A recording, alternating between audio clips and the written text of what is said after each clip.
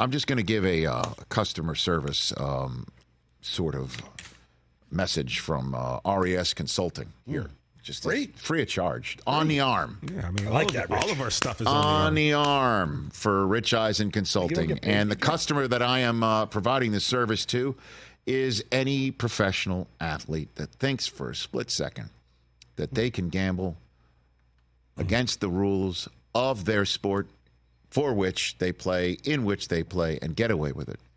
It's not going to happen.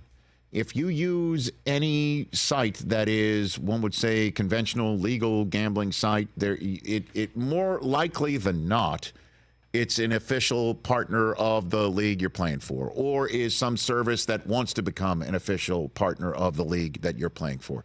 And they will make sure, if they have anything that comes across their radar screen that looks remotely off, involving your sport, your account, your name, they will report it. IP addresses that might come across that looks like it comes from a facility in which you're playing. It's going to be reported. They're going to find out. They're going to find out. Yep. And Jontay Porter learned the hard way. He effed around and he found out. He's now banned for life from the NBA. And sure enough, they found out apparently he furnished to somebody who was a known gambler playing status of his, and that person made $1 million on the bet, and then it didn't get paid because it looked hanky. Yep. But the crazy thing is he bet against the Raptors. No, bro. Be dumber. Be dumber. I guess what he thought his minimum salary or whatever he was being paid needed to be supplemented. I honestly don't get it. I don't know. I know gambling is a sickness for a lot of people. I know it. Definitely. I've seen it. Just take a look at that 37-page affidavit involving Ipe Mitsuhara, the former interpreter of Shohei Ohtani. I believe, was it Alden Gonzalez of ESPN who said it was Gambling Problem 101. It was basically 37 pages that maps out somebody having a major gambling problem. And he went the other way around. He used an illegal bookmaker, but he defrauded a bank by breaking into Ohtani's bank accounts and removing $16 million.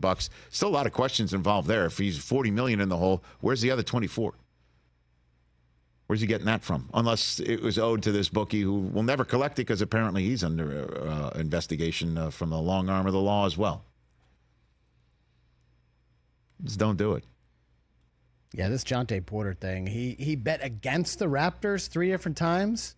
Three times. They won those games. So he was bad at it. Well, because you know what? He can't control it. It's not like he's playing 40 minutes a night. Well, he didn't bet on any games that he played, apparently. Okay. But he did bet on the Raptors to lose. They won all of those games. He bet 13 times on NBA games through a friend's account. It was just, what does he think? Like, stupid. That's not going to get found out by the league? All of it for $22,000. Oh, it's so sad. It's sad. It's so sad. That just saddens me. Yeah. Because this is a guy who's, how old is he? 22? 23? Looks like a baby when we put the photograph up on the screen here. Yeah. A terrible lapse of judgment and mistake, and just galactically stupid, as you say. Yeah. And now he's 24. Banned for life, 24 years old. Such a sad tale, because I'll tell you what, the league would happy to make an example of him when they found out just how sad all this is. So. Because this is exactly what keeps commissioners of sports up at night. Is this happening with somebody who's significant? And I'm sure for a split second, Rob Manfred, if he thought for a split second Ohtani was involved in all this, he couldn't sleep at night.